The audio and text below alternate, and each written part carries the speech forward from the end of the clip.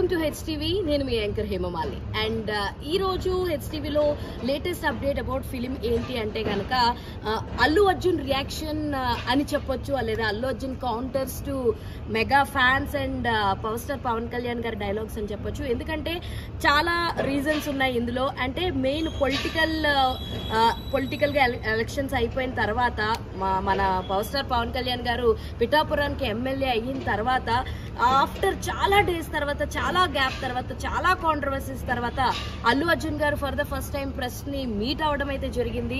So అలా చూసుకుంటే గనక లైక్ నిన్న ఏదైతే సినిమా ప్రీ రిలీజ్ ఈవెంట్ ఉందో మారుతినగర్ సుబ్రహ్మణ్యం, దానికి గెస్ట్ల కింద సుకుమార్ గారు అండ్ అల్లు అర్జున్ గారు రావడం జరిగింది. బికాస్ కవితా సుకుమార్ ఈ సినిమాని ప్రెజెంట్ చేస్తున్నారు కాబట్టి.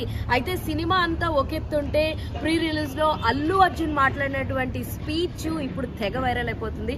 ఏంటి అప్డేట్ అంటే అందులో మెయిన్ థింగ్ ఆయన మాట్లాడినటువంటి మాటలు, నా ఫ్రెండ్స్ కోసం, నాకు ఇష్టమైన వాళ్ళ కోసం, నాకు నచ్చిన వాళ్ళ కోసం ఎంత దూరమైనా వెళ్తా, నాకు నచ్చితేనే నేను చేస్తా, నాకు నచ్చితేనే నేను వెళ్తా అని చెప్పడం.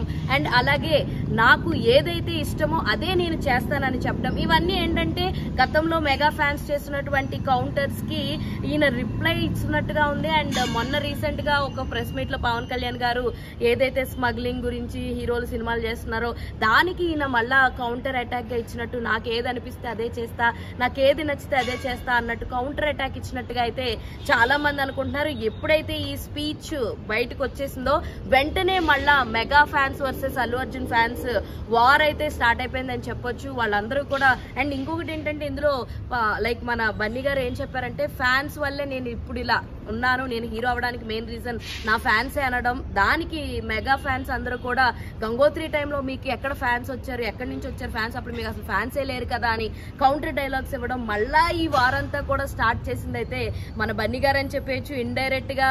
అండ్ ఈ రచ్చ ఇప్పుడు ఎక్కడికి తీసుకెళ్తుందో తెలీదు.